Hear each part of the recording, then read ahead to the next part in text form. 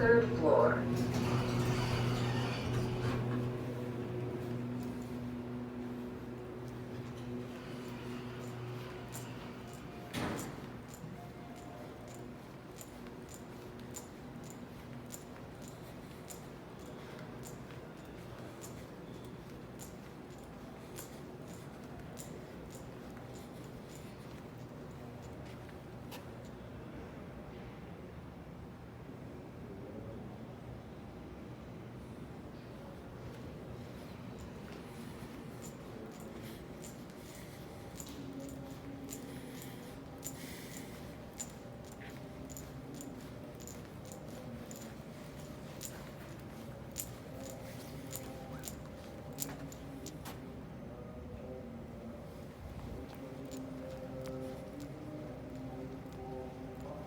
Assalamu alaikum.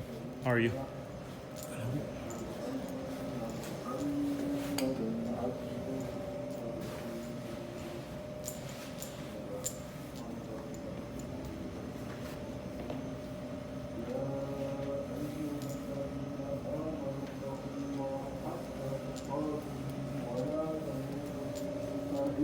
وأنتم مسلمون.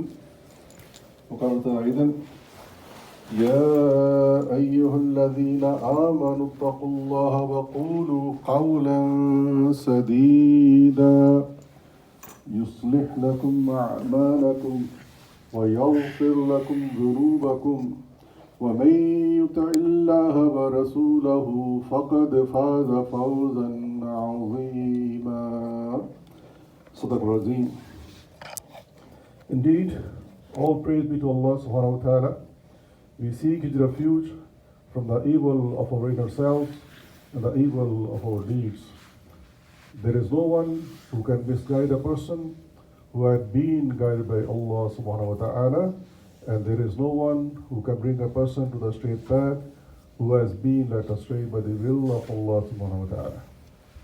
We openly bear witness that there is no one worthy of worship except Allah subhanahu wa ta'ala, and Muhammad ibn Abdullah sallallahu alayhi wa sallam is his final messenger and prophet.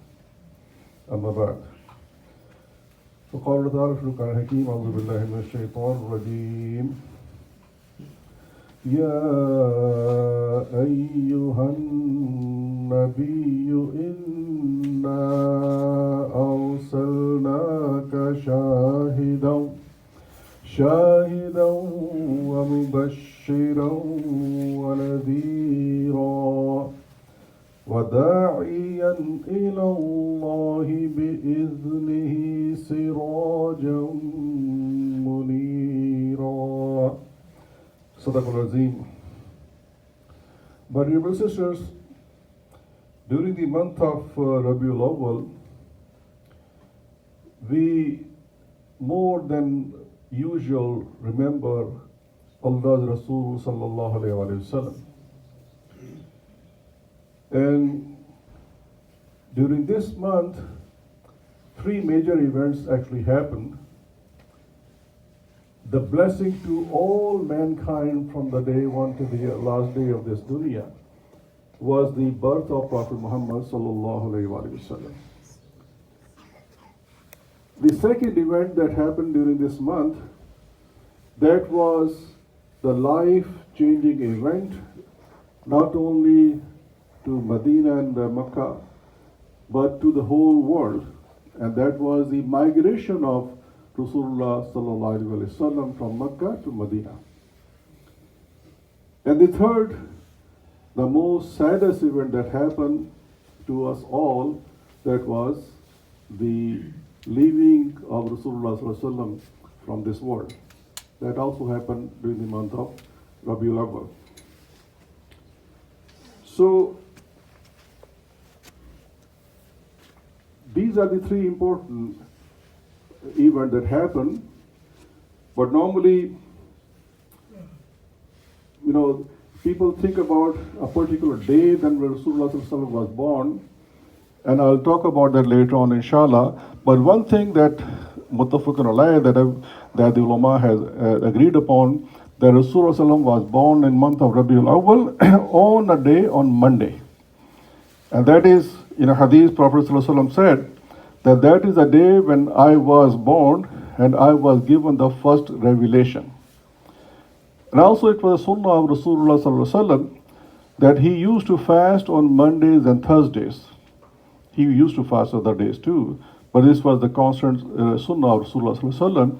And that is when he was asked, he said that that's the day when our amal are presented to Allah subhanahu wa ta'ala, and I like that my amal are presented when I'm in the state of fasting. So that is the sunnah again. Then we talk about the love of Rasulullah sallallahu alaihi wasallam. And we have to understand that loving Rasulullah Muhammad sallallahu alaihi wasallam is part of our iman. If we declare that the most beloved personality in our world, in our life is Muhammad sallallahu alaihi wasallam. But then what happened when Sayyidina Umar radhiyallahu anhu, he said to Rasulullah sallallahu alaihi wasallam, I love you most anything else than myself. And what Rasulullah sallallahu alaihi wasallam said? That, Ya Umar, your iman is not complete. Your iman is not complete. And then Sayyidina Umar radhiyallahu anhu, he bows his head down, thinks about it, and he raises his head again and says that, Ya Rasulullah, I love you more than anything else, including myself. Then Rasulullah sallallahu alaihi wasallam said, Al-ana ya Umar, al-ana, that now your iman is complete. So loving Muhammad sallallahu alaihi wasallam is part of our iman. We cannot, if we do not love him, how we can understand his message? So basic thing to start with is to start loving Prophet Muhammad sallallahu alaihi wasallam in the true sense, not my lip service or just simply outwardly. Rather, this love should go deep down in my heart, where I believe in each and every word of Rasulullah sallallahu alaihi wasallam, and try to understand what was his liking and dislikings. And then I try to mimic his sunnah in all my day and night, sleeping and waking and working and so on and so forth. And we see that the personality of Rasulullah sallallahu alaihi wasallam was such that whoever would meet him once, it would change their hearts, totally 180-degree change. And we see in the examples of Sahaba Karam, that Amr bin As, who is known as Fatih Masr, he said that my greatest enemy in my life, walayadu billah, was Rasulullah sallallahu alaihi wasallam. But he said that when I met him, then he became the most beloved personality in my life.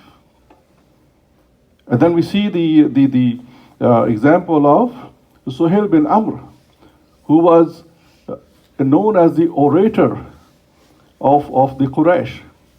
And he used to meet the highest power kings at that time, the Roman and the Persians and the Negus and so on.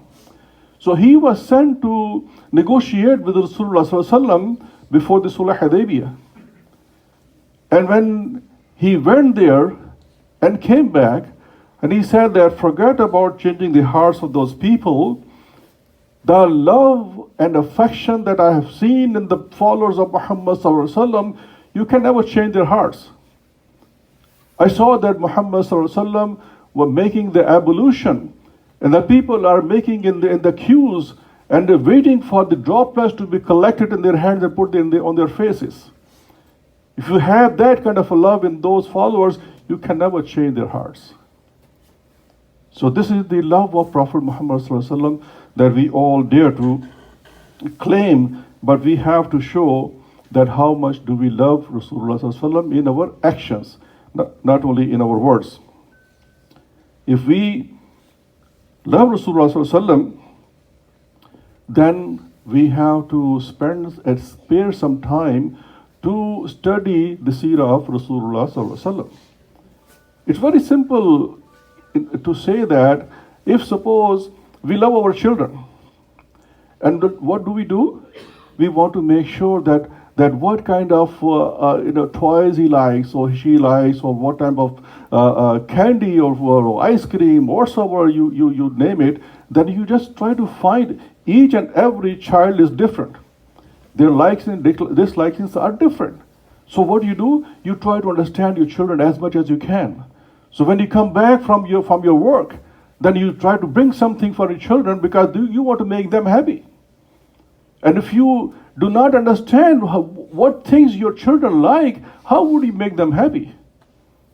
So that is the first thing that we should come back to study the seerah of Rasulullah Sallallahu Alaihi Wasallam, that what things Rasulullah Sallallahu Alaihi Wasallam ordered us to do, and what thing, and also for our children, that we try to keep ourselves away from things which our children do not like. I have seen many people who actually are chain smokers, bad for health, but they are just habitual, they cannot leave it. But they do not smoke in front of their children because they don't like it. So much so that habit they cannot leave for a moment, but in front of the children, they will try to hide it. They won't practice that because they know that this thing is not like my beloved children. So let alone Rasulullah Sallallahu Alaihi Wasallam. That we bent on doing anything that we just simply cannot even don't understand. That maybe I'm doing and getting indulged into this habit, Rasulullah Sallallahu Alaihi Wasallam wouldn't like me to do that. So to show our love, and the first and basic thing is that we should understand the likings and dislikings of our beloved one. And the examples goes on, and then I don't want to go into more details. And Allah subhanahu wa ta'ala says in these words, قُلْ إِن كُنتُمْ تُحِبُّونَ اللَّهَ فَاتَّبِعُونِي يُحْبِبْكُمُ اللَّهُ وَيَغْفِرْ لَكُمْ ذُنُوبَكُمْ وَاللَّهُ غَفُورٌ رَحِيمٌ. That if you want to be loved by Allah subhanahu wa ta'ala, and you should be forgiven, then love Rasulullah Sallallahu Alaihi Wasallam.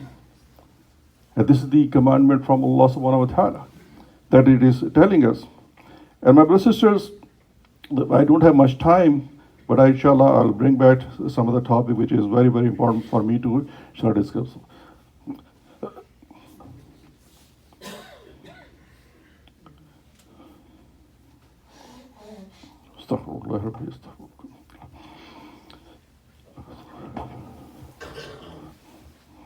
Alhamdulillah Rabbil Alameen, As-salatu was-salam ala ashrafil mursalin, ma ba'd.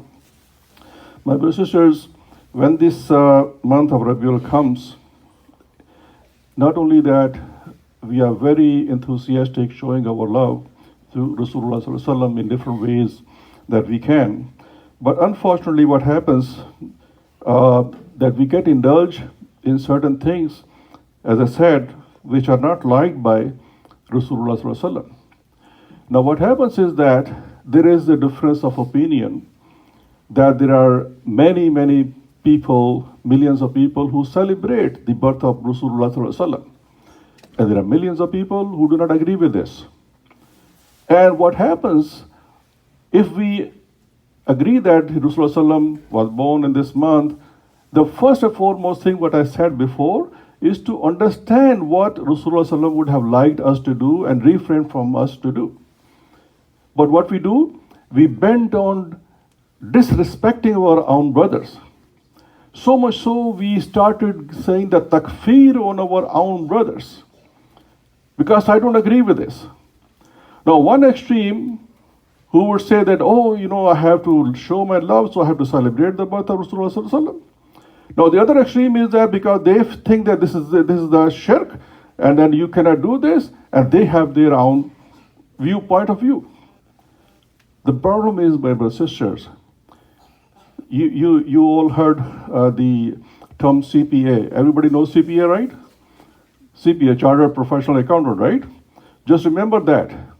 Whenever the situation comes in, remember CPA, and I also add one more, R with registered CPA, right? You see, easy to remember.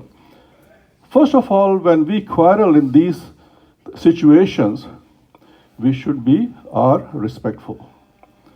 We should have the ikram of our own brothers. We should never be disrespectful because we do not agree with our brother or sister. And then the CPA, we should understand what is my capacity. What is my capacity of the knowledge? Do I have enough knowledge to talk about this topic or not? Because I have heard somebody saying, and I believe in this person, so I have to bend on that. No, that is my point of view, and you are wrong and I am right. So respectful, my capacity, and the P is, what is my purpose? Why am I getting involved in this discussion? Our purpose and vision should be very clear, whatever we do. So if I'm getting involved into even the forums, whatsoever it is, I should have a clear purpose in front of me that why am I getting into this discussion? Oh, because I have to stop this brother from this, from there, and so on and so forth. Is it your duty? Yes, of course, we have to convey the message in the beautiful way. As Allah SWT says, "Ud'u ila sabili rabbika bil mawzil hasan wa jadilhum billati hiya hasan." That you present the way in a beautiful way, not that you quarrel with each other. And then you're not responsible for anybody's actions. Your job is to convey the message. That's the purpose. Not the purpose you hold him and you say, no, you got to do this, and this is my way of doing it, otherwise there's no other way. And the last A, the CPA, is what is my authority? Am I a qadiyul qadha, that I am responsible for punishing people? If he doesn't do that, I have to do this. What is my position? So registered CPA, remember that. The respectful, then what is my capacity of my knowledge? What is the purpose? And what is my authority? If that is all taken care of, then inshallah, we can have a scholarly discussion without being disrespectful to our own brothers. So that is my crux of the whole message, my brother sister. Remember our CPA. So inshallah, we will be inshallah one united ummah inshallah, and then we will progress in this world and in the hereafter as well. And all this, what is happening around us and around the world, why we are being so lagging behind? Because of our own infighting. Nobody else there to do anything for us, because we do not respect each other. So I ask Allah subhanahu wa ta'ala to give us himma and understanding, and make this understanding of reading. I'll just conclude with this, that just simply go and open the book of Hidayah once in your day at least, and then also just read one hadith of a day. After 1 year, we will be having 365 ahadith which we have read in 1 year, inshallah. So this is the minimum we can do. Allah subhanahu wa ta'ala will give more inshallah, barakah inshallah. اللهم آتنا في الدنيا حسنة وفي الآخرة حسنة وقنا عذاب النار وادخلنا جنة الأبرار يا عزيز يا غفار يا رب العالمين. ربنا لا تزغ قلوبنا بعد إذ هديتنا وهب لنا من لدنك رحمة إنك أنت الوهاب. إن الله وملائكته يصلون على النبي يا أيها الذين آمنوا صلوا عليه وسلموا تسليما. اللهم صل على محمد وعلى آله وصحبه أجمعين برحمتك يا أرحم الراحمين. وعليكم السلام.